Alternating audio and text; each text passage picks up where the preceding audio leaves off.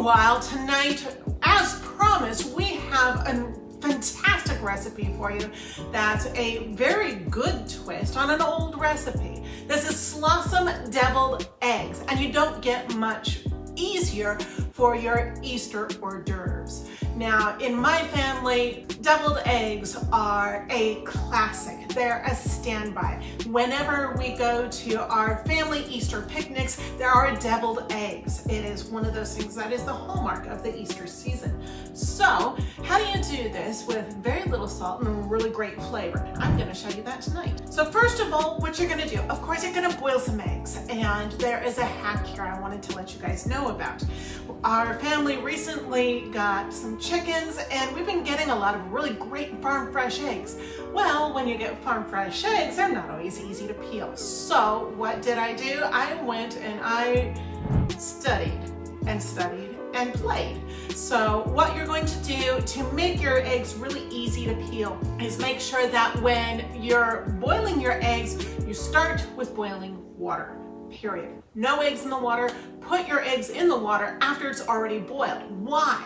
Because when you do that, that membrane on the inside of the shell adheres to the shell and not to the white of the egg. When it adheres to the white of the egg, that's when you run into problems and get half the egg stuck to the shell. You don't want that. You want things that are pretty.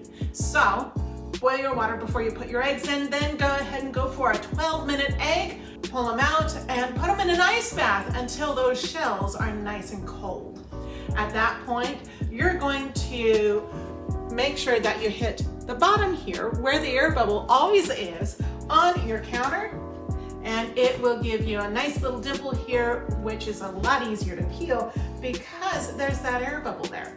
And it allows you to pull that shell off with the membrane. And if the membrane wants to not stick to the shell, it allows you to tear that membrane so that it does not stick to your egg instead of the shell. It comes off with the shell really nicely. And there you go, a perfectly peeled egg that didn't take all day. Now I'm gonna go ahead and toss these and show you the rest. So from here, what do we need? Of course, we need 12 boiled eggs. Hard-boiled eggs are the hallmark of deviled eggs, right? We're going to need 1 tablespoon of mustard, 1/3 cup of mayonnaise, 1.5 tablespoons of sweet relish, which is totally optional. I prefer it without. And of course, you're going to be adjusting some of these ingredients to your family's taste. I am not a fan of relish, so I'm going to omit it in this recipe. But you're up to about 1.5 tablespoons of sweet relish. Meanwhile, next you're gonna need 2 teaspoons of Slawsome Veggies. A lot of people will put garlic and onion in their deviled eggs. With the Slawsome Veggies, it's already there. Beautiful stuff. Next, you're going to want about 1/2 teaspoon of paprika, and that's gonna be divided. You're gonna put 1/4 teaspoon in the egg yolks when you beat them up, and 1/4 teaspoon just artfully arrayed on top. And of course, salt to taste if you're going to use it. So once you have your beautifully boiled eggs, they're pretty, they're glistening, they're looking happy. You're going to, of course, cut them in half lengthwise. That's how you get that beautiful presentation. And you're going to, at this point, go ahead and just pop that yolk right on out. Put it in a bowl. And we're going to artfully array our nice little whites onto a beautiful plate. And you can take your time on that because it's going to stay right there. You don't need to move it until you serve. So I'm gonna put these aside because I already have 12 eggs right here, 12 egg yolks. Now what we're going to do is break these up until you get fine crumbles. Now a lot of you are going, I've done deviled eggs, Natalie, I know what I'm doing. Well, this is for those of you who have not done deviled eggs and don't know what you're doing here yet. But my friends, we've got this. So go ahead and just break these up until you get fine crumbles. That way they incorporate into your mayonnaise really easily. And as you can see, I've got a really beautiful color in these yolks, and that's because I'm using literally farm fresh eggs. When I was in high school, we had chickens, and I once took a bunch of eggs to our Easter picnic, and one of my great aunts looked at these yolks, which were orange, and going, this is not right. Well, actually, we just have really happy chickens. So if you're getting farm fresh eggs, do not be too surprised if those yolks are really vibrant. So you've got a really nice crumble here. It's not huge. You don't have a whole lot of huge pieces going on. So to this, we're going to add our mayonnaise, our 1 tablespoon of mustard, our Slawsome Veggies. That Slawsome is gorgeous. It's already got a lot of your garlic and onion. It's got some dry mustard in it. It's got your celery seed. It's, oh, so yummy. And it's got a little bit of pepper in it. So this is really the best of both worlds. Now you're also going to throw in about a 1/4 teaspoon of paprika. That's going to give us a slightly smoky flavor, and it's also going to add to that rich orange color. So start just mixing that up. We're looking for a really beautiful texture here. And of course, if you are using some relish in here, this is the time to add it, definitely, with everything else.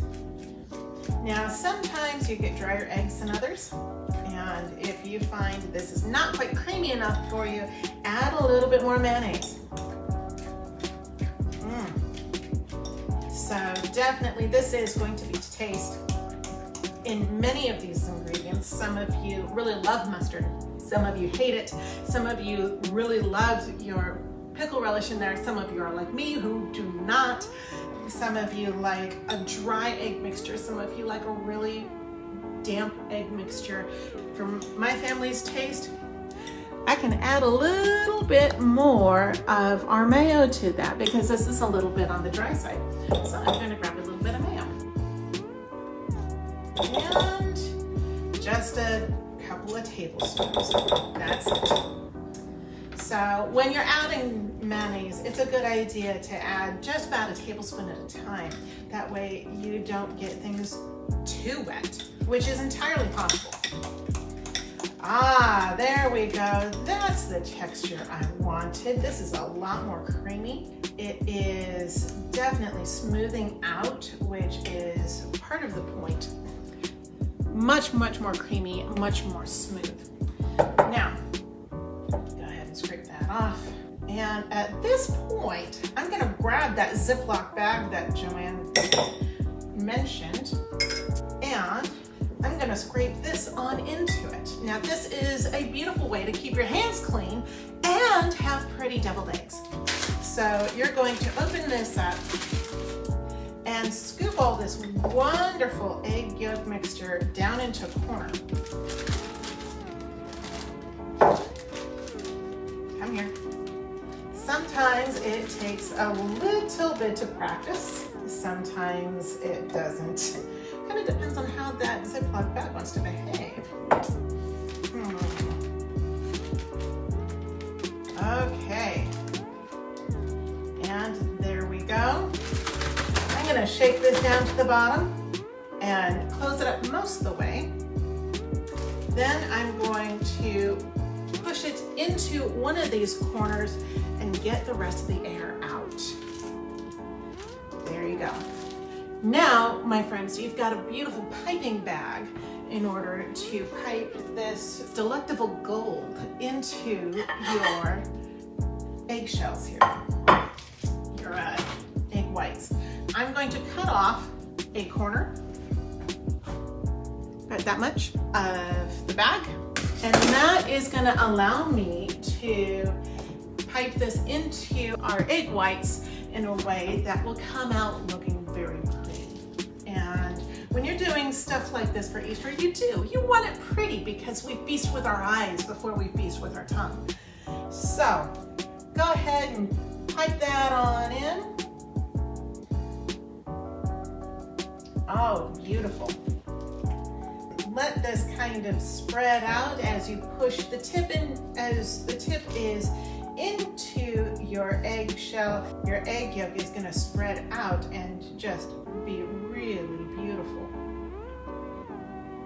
Now make sure not to overfill these to begin with, or else you might run out of your egg yolk mixture, and you do not want to do that. However, if you end up with some less than pretty egg whites, which happens on a frightening basis, then by all means save those and use them in your next egg salad, which oftentimes you're going to be doing because of all of those colored eggs that you've done for the kids and grandkids. Now, if you've got any left over, just go ahead and fill up any of these that seem to need a little bit extra. Meanwhile, this is looking rather beautiful, but it still needs a garnish.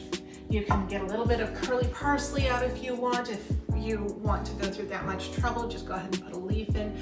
And one of my family's favorite tricks is to put the rest of your paprika into a salt shaker and go ahead and just give that a couple of taps over each egg. And that, my friends, gives a beautiful garnish. As you can tell, I'm not sprinkling a ton over each one, just enough to give it a beautiful dusting. And there, isn't that gorgeous? Oh my gosh. And these never last long in my family. Matter of fact, last time that my mom brought deviled eggs to a gathering, she brought over a dozen eggs, 2 or 3 dozen eggs, and they all disappeared amongst 10 people. Wow. So, how does this taste? Gotta try one, right? Absolutely. That egg yolk mixture is really creamy, and this is just plain beautiful. Nummy.